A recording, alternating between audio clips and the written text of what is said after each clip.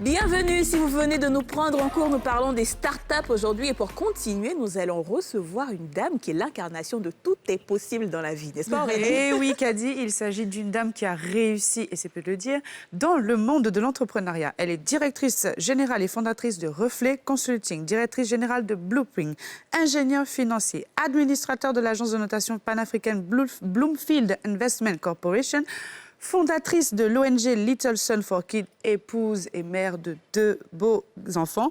Nous allons l'accueillir dans quelques instants, mais avant cela, regardons un portrait de Jeanne Sissoko Zézé, signé Karine Kassi.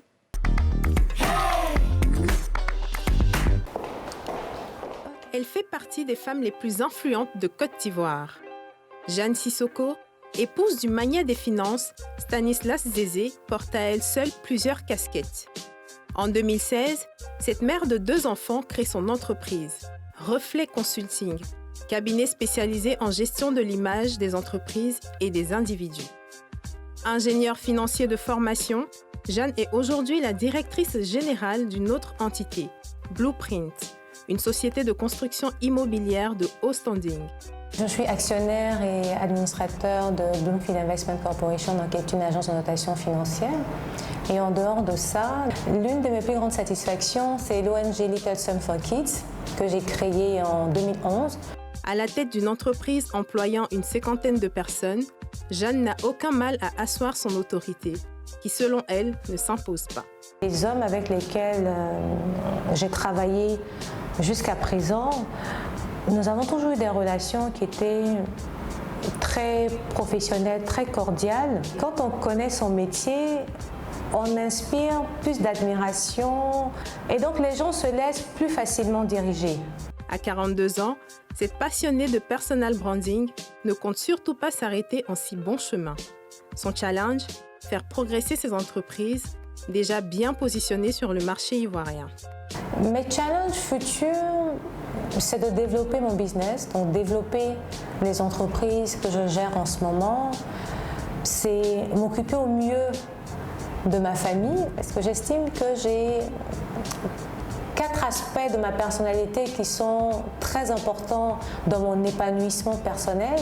Donc, c'est l'épouse que je suis, la mère, le chef d'entreprise et la femme. Si trouver du temps pour soi et concilier vie familiale et professionnelle sont des casse-têtes pour certaines personnes, cela n'est pas le cas de Jeanne, qui a 17 ans de mariage à son actif. J'évite d'essayer de me jouer la superwoman. Il y a forcément des moments où mes responsabilités de chef d'entreprise vont m'obliger à accorder moins de temps à ma famille. Ça, je l'accepte. J'en discute avec mon époux, j'en discute avec mes enfants pour qu'elles ne se sentent pas négligées. Ces journées à 360 degrés ne donnent pas le tournis à Jeanne, parce qu'elle a un petit secret. Là, je viens d'un rendez-vous chez un client, une banque. Et là, je carbure parce que j'ai un autre client individu à voir en personal branding, les réunions avec l'équipe. Mais ce qui me permet de tenir et ce qui me motive véritablement, c'est de faire quelque chose qui me passionne.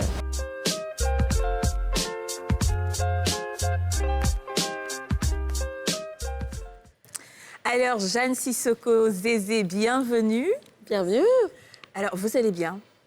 Eh bien, merci et vous? Ça va. Dites-nous un peu, comment on se sent quand on est une des femmes les plus influentes? Quand on se réveille le matin, là, on se dit quoi? De Côte d'Ivoire. L'une des femmes les plus influentes, je pense que c'est un peu trop dit, mais en réalité, c'est quelque chose avec lequel je ne pense pas forcément. D'accord. Parce que le plus important pour moi, c'est vraiment avoir de l'impact sur les autres. Et je me dis, chacun peut le faire à son niveau et ça me procure beaucoup de plaisir. Donc après, influence, etc., j'en sais rien. Mais l'impact, pour moi, c'est très important. Ouais, c'est bien, c'est surtout ça. Alors, vous avez été employée. Oui. Vous avez démissionné. C'est dans une banque, je pense? Oui, dans une banque anglaise, oui. Une banque, exactement. Oui. Alors, qu'est-ce qui vous a poussé à passer le cap? À se dire, voilà, c'est bon, je ne veux plus être employée, Est-ce qu'on veut plus d'argent ou on veut un certain confort Non, je pense que si je voulais plus d'argent, je serais restée en banque. Ah oui? Parce que j'avais un métier, un poste qui était très bien rémunéré. Mais il s'est trouvé que moi, j'ai été passionnée donc, très tôt par tout ce qui est marketing, communication et développement personnel. Je me souviens que j'ai commencé à lire mes premiers bouquins de développement personnel quand j'avais à peine 18 ans. Et ensuite, je veux dire, les conseils de l'entourage, etc., m'ont poussée vers le secteur financier parce qu'à l'époque, c'était vraiment le secteur d'avenir. Donc, je m'y suis épanouie pendant longtemps. J'ai beaucoup aimé, en tout cas, le parcours que j'ai eu en banque. Mais à un moment, je pense que la passion vous rattrape. Oui. Et donc, j'ai été confrontée voilà, à ce choix-là. Est-ce que je continue dans ma zone de confort à faire ce que j'ai appris à faire jusqu'à présent? Ou est-ce que je prends le risque, parce que c'était un risque, d'abandonner tout ça et de me tourner véritablement vers ma passion? Je savais que ça ne serait pas facile, mais j'étais persuadée d'une chose, c'est que la réussite et l'épanouissement seraient au rendez-vous.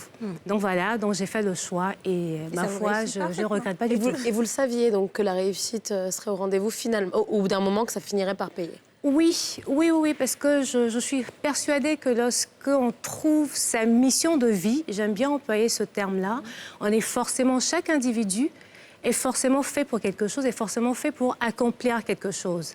Et donc, une fois qu'on réussit à le trouver, qu'on s'y donne, forcément, le succès est au rendez-vous. Ça ne veut pas dire que ça ne sera pas facile, il y aura forcément des obstacles, mais à la fin de la journée, on fait ce à quoi on est destiné et voilà, on réussit et surtout, on est épanoui.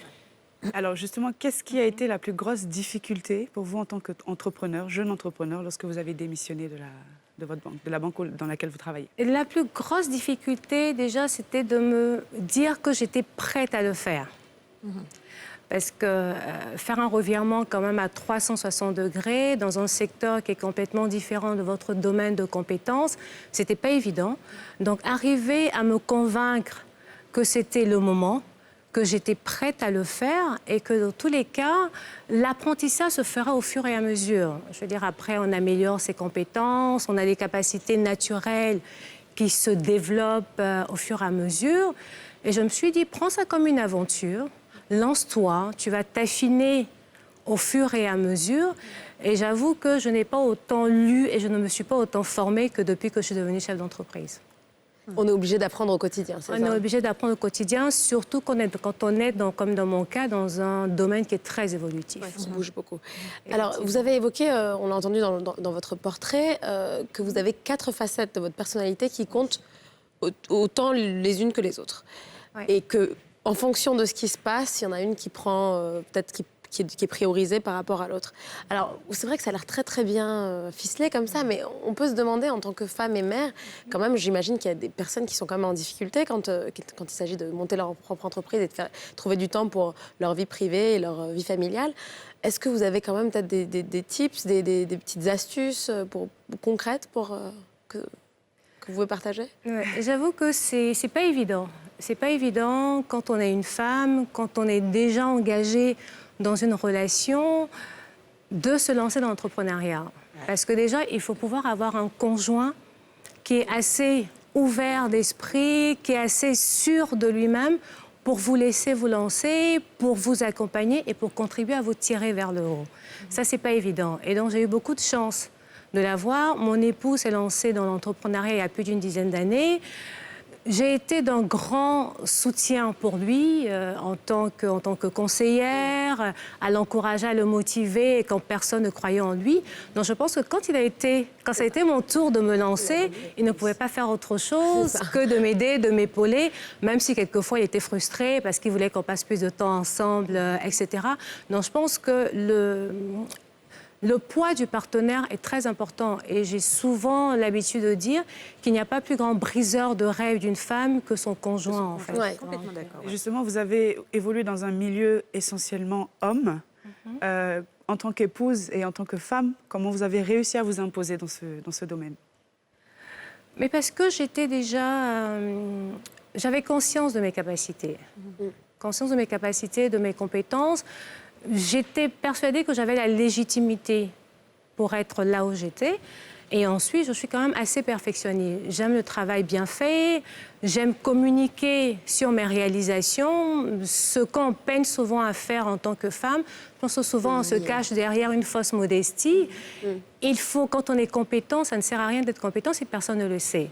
Donc, il faut avoir le courage de communiquer sur ses compétences et ensuite, forcément, on arrive à se démarquer et on sort du lot. Alors justement, pour vous, communiquer sur cette compétence, sur vos capacités, ça permet d'inspirer d'autres femmes Bien entendu. d'ouvrir des portes. Bien entendu. Et je pense qu'on devrait le faire le plus souvent, en fait. Je pense que souvent, on se dit, pour vivre bien, vivons cachés. Mais ce qu'on oublie, c'est qu'on a, nous, une responsabilité par rapport à nos jeunes sœurs. Elles ont besoin d'avoir des rôles modèles, des personnes qui les inspirent.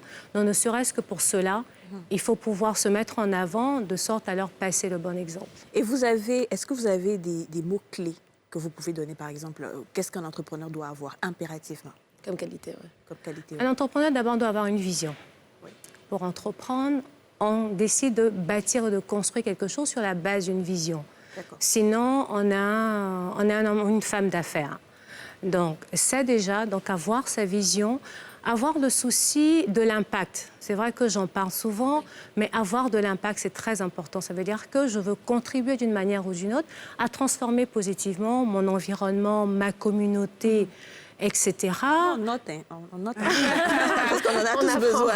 On note. Oui, et avoir ce souci-là de redonner un tant soit peu, de redonner un peu de son temps pour mentorer des gens, de redonner un peu de son argent, etc. Parce que j'estime que la main qui donne est toujours récompensée, en fait. Et je veux dire, quoi qu'on aspire pour soi, il faut pouvoir le faire pour d'autres personnes, même à une plus petite échelle, en fait. Alors justement, en parlant de quelque part d'écosystème, c'est ce que vous encouragez finalement, de créer un écosystème autour de soi qui permette à d'autres personnes aussi d'accéder à l'entrepreneuriat et de créer aussi en retour. En Côte d'Ivoire, on est à 20% des PME qui sont tenues et gérées par des femmes. C'est un chiffre qui est en hausse, mais qui reste relativement bas. C'est quelque chose que vous constatez, j'imagine, et quelles sont, à votre avis, les clés pour changer un peu la donne ? Non, je dirais que pour améliorer dans une certaine mesure ce chiffre, c'est de permettre d'emmener les femmes à avoir beaucoup plus confiance en elles, déjà, et d'arrêter de se limiter à certains secteurs qu'on estime être des secteurs féminins, en fait. Cosmétiques, on en a beaucoup parlé. Voilà, il y a pas mal de secteurs dans lesquels les femmes ont peur de se lancer. Alors que nous sommes compétentes, nous sommes intelligentes, nous avons des capacités de gestion, en général même plus élevées que les hommes. Oui, j'assume complètement. Non, et puis nous aussi, on est d'accord. Mais on a ces freins qu'on s'impose soi-même, on a ces doutes qui nous minent et qui souvent viennent de très loin dans notre éducation, etc. Parce que souvent on a été éduqués pour être une épouse, pour prendre soin de sa famille, etc. Mais pas pour créer de la valeur, pour avoir de l'impact, etc.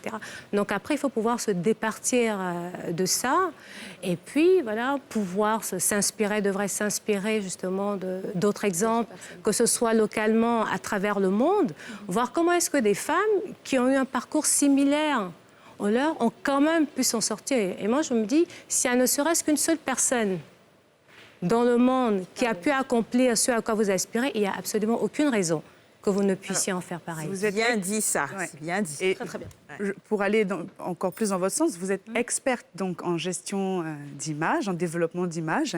Quels sont les conseils que vous pouvez donner à la jeune fille justement pour s'imposer dans le domaine professionnel? Déjà, ce que je voudrais lui dire, c'est que contrairement à ce qu'on pourrait penser, l'attitude est très, très, très importante dans le milieu professionnel. C'est vrai que les compétences sont importantes, mais ta manière d'être, ta manière de t'imposer dans ton milieu professionnel sont des éléments qui sont très importants. Et on ne peut pas se permettre en réalité de ne pas faire attention à la perception que les autres ont de nous. Donc, que ce soit son langage corporel, que ce soit son langage verbal, que ce soit l'apparence et le style, ce sont des éléments qui sont, je dirais, qui sont palpables et sur lesquels on se base le plus souvent pour avoir une perception d'une certaine personne. Donc, il faut absolument prendre ça en considération, être dans un bon état d'esprit, faire de la gestion de sa carrière une affaire personnelle. Et ça, je le dis souvent aux jeunes filles, aux jeunes dames avec lesquelles je travaille, enfin lesquelles je discute, ce n'est ni votre patron, ni votre DRH qui va gérer votre carrière. Ouais. Ça, c'est une responsabilité qui vous incombe. Ça, c'est quand on est salarié, par exemple. Quand on est salarié, donc définir les différentes étapes qu'on veut pouvoir franchir et quel est le gap entre l'objectif que je veux atteindre et les compétences ou les capacités que j'ai maintenant. Et travailler. Parce que souvent, on doit travailler 2 fois plus que les hommes. Donc, travailler justement pour combler ce gap. Donc ça, c'est véritablement quand on est en entreprise, une femme qui veut évoluer. En tout cas, merci, parce que je sais que normalement, ça, c'est payant. Mais bon, Mais oui, voilà, exactement. Merci rapidement. pour ce petit masterclass